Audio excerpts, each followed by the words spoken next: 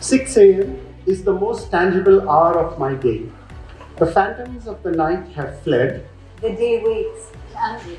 but for this brief, solitary hour, nothing stands between me and the truth.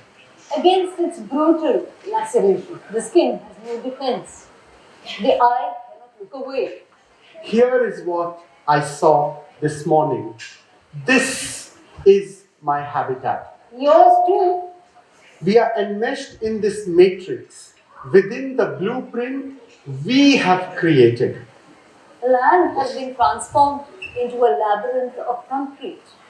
Water is a bog of filth, air is a toxic miasma. And we swelter, enshrouded in heat. Our exhalations dim the sun. We have wrought these changes in our habitat. And because we are an inextricable part of it, despite the promise of a happier afterlife, यहाँ सबकी लगी है. how has this changed us? We have explored this question over the last decade. How does a change in habitat alter the human response in a pattern recognizable as disease? Suddenly, we hear of a new disease. Where did it come from? Where will it go? What will it leave in its wake? These are questions all of us ask. For this moment, we are all scientists. The illumination we seek will give shape and substance to the menace of the unknown. That clarity will equip us to make decisions.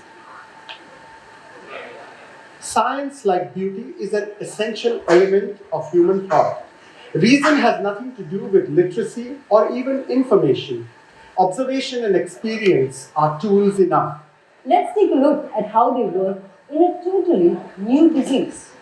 In December 2015, doctors in Brazil noticed an increase in the number of babies born with abnormally small heads. The mothers of these babies had all suffered a casual fever during pregnancy. This fever was caused by Zika virus, a relatively unknown germ. It had been discovered way back in 1947 in Uganda, but had never, till 2013, caused anything more than a fever.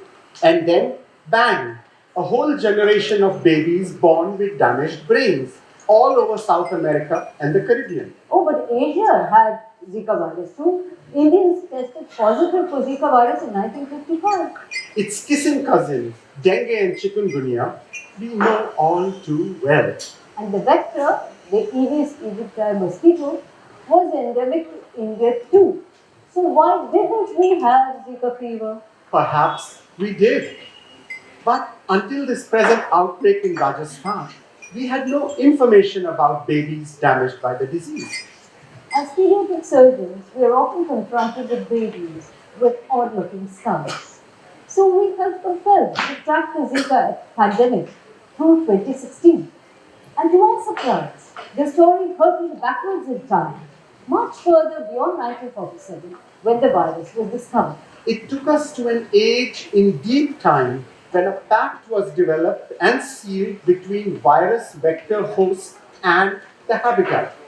That detente maintained health for millennia until one factor in that equation altered.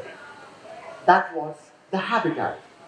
Today, it is painful and tragic to find that the reaction to Zika is still primitive, shooting the messenger instead of examining the cause. But this evening, we're going to be talking about something different.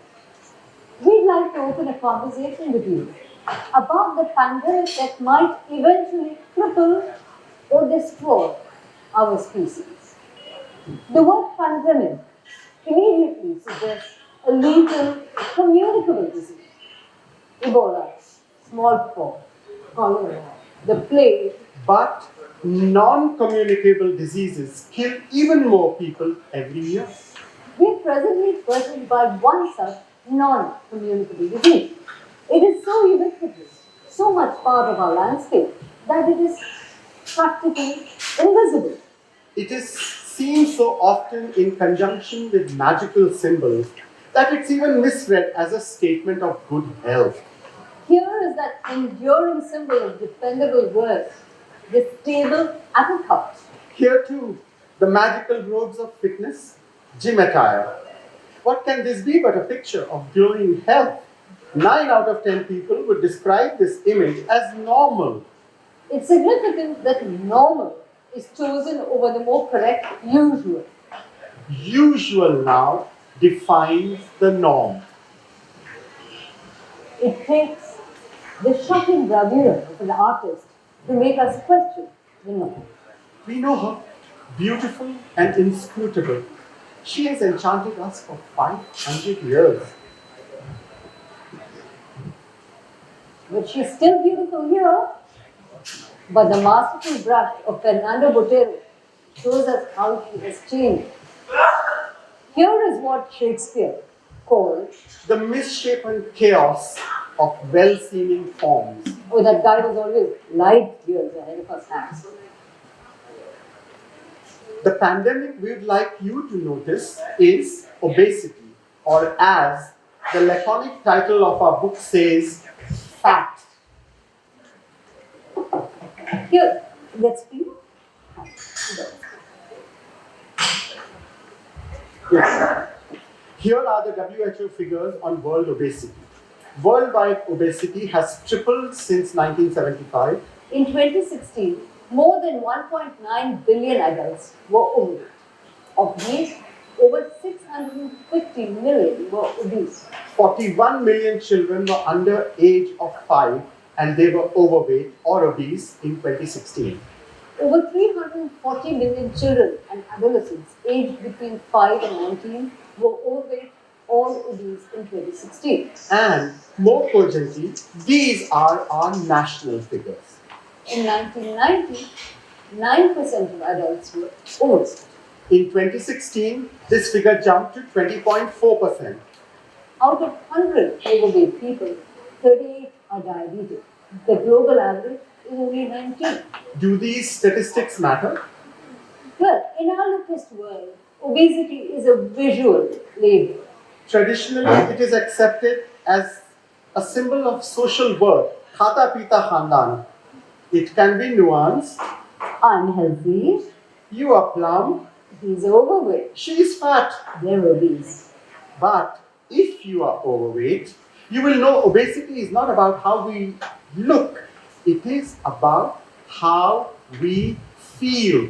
Tired, Irritable, out of breath, creaking at every joint, hungry. and miserable about being hungry.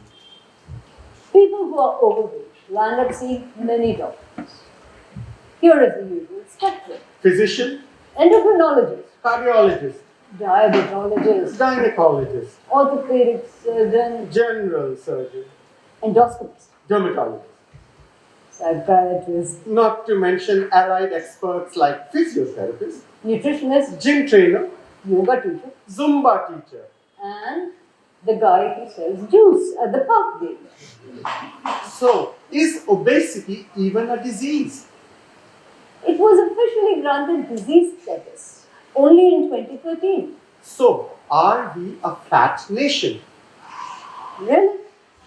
Even though life stops for a blink when we look at this face? Look at it. You know, Santoshi Devi, 11 years old, the poster child of Indian nutrition. Her very name is an enduring irony. After 8 days of total starvation, she died gasping out her only need, why? रगों में दौड़ते फिरने के हम नहीं कायल, रगों में दौड़ते फिरने के हम नहीं कायल, अगर आँख से न टपका तो फिर लहू क्या है? Ghalib said it better than anyone else can ever do. Yes, despite Ghalib, despite Santoshi, we are a fat nation. but we weren't always fat. Ideals of ancient Indian beauty were very different. You need only look at this lissome 11th century Devi to see this. Or this shuddering Kinnara from the 6th century who appears overwhelmed by the shame of his own excesses. But let's push the clock further back and hear what doctors had to say about obesity in 1500 BC. In the Shushruta Samhita, obesity was called Atisthuliyam. It is described and diagnosed as a disease. Atisthuliyam is regarded as dangerous, its complications as potentially fatal. The ancient understanding of the disorders of obesity is startlingly modern. It is defined as a disorder of metabolism in which fat tissue Meda, increases at the cost of depriving other essential tissues dhatu, of energy. This was the Indian outlook on obesity in 1500 BC. equating body size with social worth is very recent. It probably began 200 years ago when India suffered famine after famine after famine under the benign reign of Queen Victoria. You have to be a very well-heeled boarder to escape this fate. So, what is obesity all about? It's a tragic love story between fat in the body and food on your plate. And unlike this historical romance, Which is kept, yeah. yes, आज ये घर घर की कहानी है. This is the state of our being. Consider for a moment the voyage of our lives. Like the modern Varkari from Pandharpur, we are inseparable from our baggage of inheritance, opinions, impressions, beliefs. We defy rules to free ourselves and are punished for it. We keep walking, headed towards God knows where, and all around us is the maze of our own making. Consider also the past. You know this guy, He swaggered on the top of the food chain 65 million years ago. he went extinct in a blink. Tyrannosaurus Rex. And now, meet this guy, top of the food chain in 2018. Adiposus Rex. Adiposus humanus Rex. The word is beheaded. Adipose is a very rude word. Let's just call it fat. Now you are going to tell me that fat is awful, greasy, blubbery stuff that leads up to embarrassments like heart attacks and wardrobe dysfunction? There was a young man of Shoreham who made brown paper trousers and wore them. He looked nice and neat till he bent in the street to pick up a pin and tore them. But we beg to differ. Fat is the most beautiful, most intelligent, and most sentient of body tissues. Beautiful. That's obvious. Fatty tissue is what gives skin its luxurious drape over the body's stark scaffold. Which you didn't show. Intelligent. Well, structurally, brain is 60% fat. It took us 2 million years to grow a decent brain. And we did that by shrinking the intestine and accumulating fat. Human babies are much cuter than kittens and puppies simply because they are fatter. Fat accumulation in the fetus begins in the last trimester and continues through the first 2 years of life. Brain development continues through early infancy, as these startling images from the Connect Home project show. The colored lines are all neural connections at birth, through the first year and the second year. This is nascent information, but it all shows how much of brain building takes place in early infancy. And not only is the brain made up of fat, but it also uses fat as fuel in emergencies. But the intelligence of fat is not in the brain. It is located in the fat cell itself. So what is body fat? Is it the same stuff we use to fry puris? Yes and no. Fat or adipose tissue is a textile of great elegance, but it is also living tissue made up of cells. Fat is housed inside a very special cell called the adipocyte. And this is its intelligence unit. It's also a sensor of the metabolic state, generating the energy bill every minute, telling the brain what to do. So that when you breathe in that whiff of browning onions or catch sight of a luscious bunch of grapes, your plans tend to change. It's the fat cell, in fact, that keeps your blood pressure normal, your blood sugar stable, and your liver on its best behavior. So, how does it go? How does it all go so wrong? Obesity, high blood pressure, diabetes, fatty liver, one disaster after another. Doesn't that take the rap for all of them? Now, those Varkaris, they travel with a very special cow, and here she is. She's considered magical because of these extra elegant legs and that unnecessary horn. The medical label for this is teratoma. This is a half-formed twin. Never managed to achieve independent life, but it mirrors the cow genetically and also displays elements of physical resemblance. We too, like that cow, have a twin self, a shadow that passes unnoticed. This shadow self and the fat self are in constant conversation, and together they conspire to bully the brain. And they form our tastes and preferences. They time our meals. They decide how much we eat and of what. This shadow self is the gut microbiome, the trillion cell bacterial population located in the large intestine. Yes, you heard that right. The exalted brain actually takes orders from a portable toilet.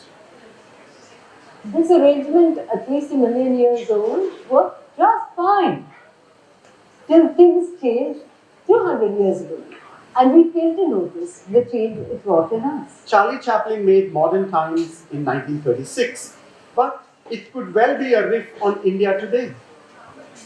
We exist in a high tension environment entirely oblivious of our response to it. This is how I would like to face the world each morning. Really. Yes, running for the bus or train or sitting out traffic jams. Bumpy potholes, terrified I'm going to be late. This is how I arrive. The restaurant is at hand. There it is. Till it wears off. And you ask for another. And another. And then I skip lunch. And pick out a snack to power your way home. And I arrive hungry, irritable, exhausted. And walk right into a domestic crisis. And my body copes with a response that is so ancient that it is counterproductive. Adrenaline gives me a sugar rush. The brain makes all the wrong choices. The pancreas won't cope. And very soon, it is time for a new pair of pants. I could live with the thought if it didn't make me feel so awful. No, my blood pressure is fine, thanks. But of course I'm not diabetic and my joints are limber. So what is getting me down? With the onset of obesity comes anhedonia, inability to experience pleasure in all its thrilling diversities. The brilliance of beauty no longer seduces. Change is perceived as ruin, not repair. As dismal as this, we recognize this well enough as a state of mind. So we exhort ourselves To think positive, get tranquil, meditate, contort our muscles or overwork them. or open the floodgates to medication. We fail to understand that this is the biochemical response of the body enduring the energy crisis of obesity. Meanwhile, you must eat. And the moment of truth approaches, so let us take a look at the food on our plate. While you're looking at that, before you begin to digest it, let's show you something else. This is the anchor of an old Portuguese ship. It dates back to the 16th century, which was our first brush with the European idea of conquest. We were lucky, we escaped the usual European methods of nation building. We were not exterminated in a series of genocides like the American cultures. We were not shipped out as slaves like our African relatives. We were not befuddled into an opium trance like all of China. Yet we were beaten, dispossessed, tortured, starved, diseased, and bankrupted into perpetuity. And through it all, we learned. What did we learn? New languages, new thoughts, new religions, new science, and above all, new cuisines. That was fun. It was interesting. It pushed the horizon a bit closer to the stars. The enchantment hasn't quite worn off in 400 years. This is Joseph Mesmer at the height of his career, carbon stone, standing against the tender Goa sky. But it is also India mesmerized by the West. We tend to forget that we are in a different time zone, a different climate, living at a different pace. So it took an American study to tell us that we Asians have a different standard for a safe body size. The truth stares us in the face, but we only see it if it filters down to us from the West. Our food ideals are therefore Western most of the time. Let's hark back for a moment to Sushi. Here is his description of a royal meal. The physician in attendance should see that the king first partakes of the sweet dishes, then of the acid and the saline, and of the pungent and others at the end of the meal. The physician, on the other hand, is not allowed to eat all this stuff. He is sternly told to stick to modest servings of boiled rice, dal, and vegetables. Ordinary mortals were advised to eat like ordinary mortals. But we no longer do. Every day is a festival in India. The daily dal chawal roti sabzi routine is classic. Even the modest packet of masala holds out this surreal expectation. Every day we eat like kings. Our choices are informed by the expectation of luxury. Yes. But equally by a growing ignorance of what we are eating. We never showed them the luxury. This is the luxury. Okay. Kalpana baked it this morning. And the ignorance comes after that. Yeah. Here is a stack of exquisite Surat thali at the local bakery. It looks very light, almost as though it would fly off the plate. And it will be interpreted by most people as a light snack. Just a cup of tea and curry is a confession of extreme martyrdom. But that solitary curry has 10 times the amount of fat there is in an entire loaf of bread. And we are manipulated endlessly by the media. Where's our children Our are? children are, yes, into making dangerous food choices. Not that you know and do them anymore. At the end of the spectrum are food fads, like this piece of ice on a stick, guaranteed gluten-free. Fruit-based popsicles, gluten-free. I don't know whether gluten is covered by the chair. The confusion is indescribable and it's open season for the exploitation of human misery. To the suffering victim, every new medicine is a sanjeevani. We read these posters not with amusement, but with the despairing knowledge that medicine has not deliberated enough. Has not delivered enough science, has not reasoned with enough intelligence, and above all, has most criminally discounted the experience of illness in obesity. Why do bad food choices lead to obesity? The fat cell abdicates. It no longer calls the shots. The shadow cell, the microbiome, finds itself stuck with all the wrong sorts of bacteria. The brain is swamped with hate mail and makes all the wrong choices. And I reach for that wedge of chocolate cake even though it's nobody's birth. So we hope to have started off a conversation here that you'll probably carry to the table, to the kitchen, to the plate, and experience the joys of delicious food. Oh, that's the only sort of food that is good for you. And what's bad for you? Nothing. It's not just what you eat, but how and when and how much that matters. Obesity shadows the path.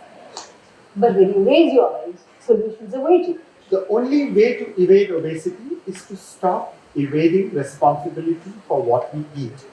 There is no magic molecule on the horizon, no stem cell injection, no enchanted grain growing on a slide on an undiscovered mountain top. that will deliver us from blindness, paralysis, coronaries, gangrene, and the many other morbidities of obesity, metabolic syndrome, and diabetes.